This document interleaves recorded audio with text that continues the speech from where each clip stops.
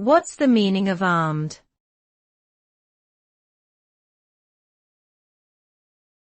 Armed.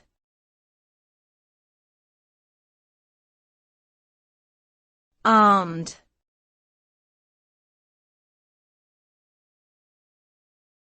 Armed.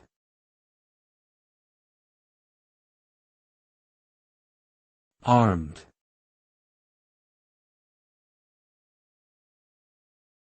The term armed generally means equipped with weapons or firearms, indicating that someone or something has the ability to inflict harm.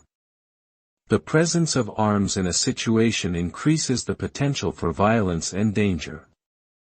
In some contexts, armed can also refer to having a specific tool or object at one's disposal, such as a computer programmer being armed with specialized software.